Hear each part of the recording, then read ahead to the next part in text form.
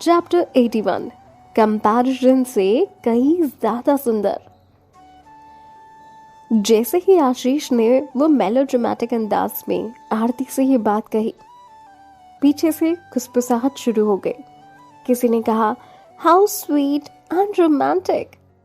भीड़ में मौजूद कुछ औरतों के दिल को आशीष का इस तरह से अपनी बीवी के लिए प्यार बहुत अच्छा लग रहा था। उसके इस अंदाज से उन औरतों का दिल आरती के लिए पिघलने लगा। हालांकि आशीष की ये हरकत सब लोगों को बेवकूफ नहीं बना सकती थी। तान्या ने अपने दिल को पत्थर बना दिया था। उन जैसे लोगों के लिए उसे कोई फर्क नहीं पड़ रहा था कि आरती कितना भी रोए या गिड़गिड़ाए, और आशीष इस तरह से सबके सामने अपनी बीवी के लिए प्यार दिखाए। तान्या अपनी बात से नहीं हिली। आरती भी जानती थी कि इन हालातों से बाहर निकलने का सबसे अच्छा तरीका यही था। वहां से जाना ही ठीक था। वहां खड़े रहने से उसे और भी ज्यादा बेइज्जत होना पड़ता। उस दिन असली प्लान तान्या को पूरी तरीके से खत्म करने का था, पर उस घटिया औरत ने अच्छे और परफेक्ट वार के साथ इन्हें हरा दिया था। हालांकि आरती पूरी तरह से हार चुकी थी। उसका सोशल स्टेटस ऑलमोस्ट खत्म हो चुका था, और इन सबको सुधारने के लिए उसे सालों लगने वाले थे, वो भी तब अगर ये पॉसिबल हो पाए। अपनी सालों की मेहनत इस तरह से बर्बाद होते देख आरती को और भी ज्यादा गुस्सा आ रहा था। उसे लग रहा था कि वो अब तान्या को जिंदा छोड़ेगी ही नहीं।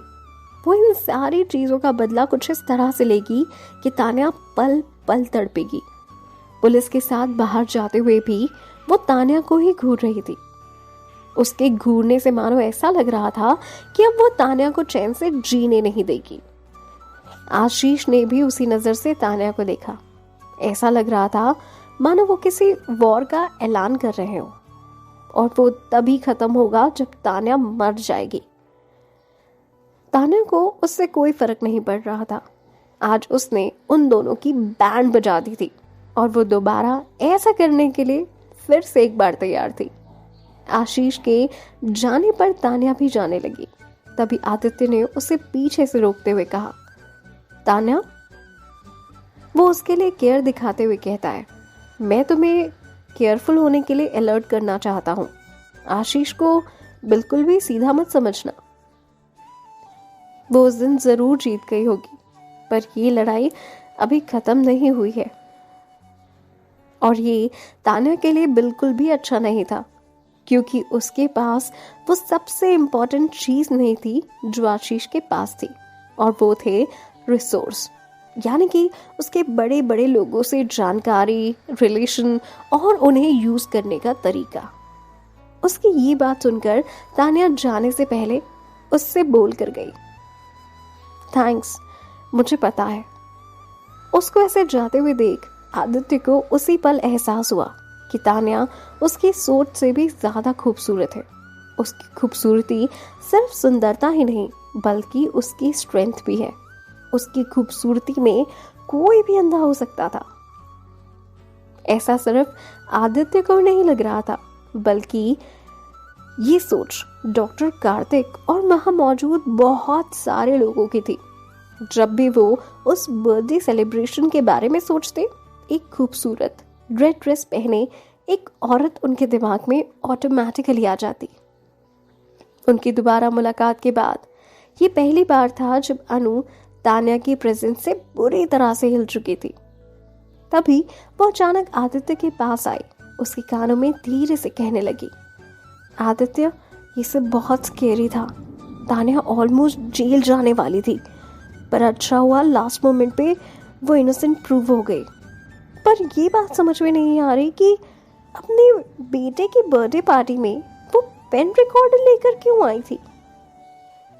अनु को अपने फालतू के सवाल करने थे, और उसके बाद उसे आदित्य का अटेंशन भी तो लेना था। उसके सवाल का जवाब वो खुद यही देना चाहती थी कि तान्या अपने साथ एक जाल बुनकर लाई थी, और उसने बहुत चालाकी से इन सभी हालातों को संभालकर अपने फेवर में कर लिया। जो शिकार होने वाला था आज वो शिकारी बन चुका था। अनु आदित्य के दिमाग में ये डालना चाहती थी कि तान्या बहुत ही बुरी और चालाक औरत है। उसने जो कुछ भी किया वो जानबूझकर किया, क्योंकि उसे लगता था कि सारे आदमियों को काइंड हार्टेड और वीक औरतें पसंद आती हैं। इसलिए वो उसके दिमाग में ये सारी बातें बस भरी जा रही थी। तभी आदित्य ने उसकी तरफ देखा और बिना इंटरेस्ट दिखाते हुए उससे कहा, मुझे इस बात में कोई इंटरेस्ट नहीं है। क्या हुआ अगर तान्या आरती के लिए कोई जाल बुन रही थी? उसे कोई फर्क नहीं पड़ता था, बल्कि वो तो उसकी इस हरकत से बहुत इम्प्रेस हुआ था। उसे इस बात का यकीन तो था कि तान्या अपनी सिचुएशंस अपने आप से संभाल सकती है, पर इतनी ब्रेवरी से संभालेगी, इसका अंदाजा आदित्य को बिल्कुल भी नहीं था। और जब तान्या ने अपने डिफेंस में ये सब कुछ किया तो आदित्य उससे और भी ज्यादा इम्प्रेस हो गया। अनु को अंदर ही अंदर बहुत गुस्सा आ रहा था।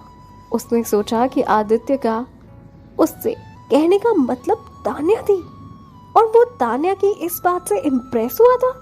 क्या वो पागल हो गया है? पर उसे विश्वास था कि आदित्य का तान्या में कोई इंटरेस्ट नहीं है, क्योंकि उसे ये पता था कि आदित्य का किसी भी औरत में कोई इंटरेस्ट हो ही नहीं सकता, क्योंकि अगर वो अनु के अलावा देखना भी चाहे तो उसे कोई नजर नहीं आएगा।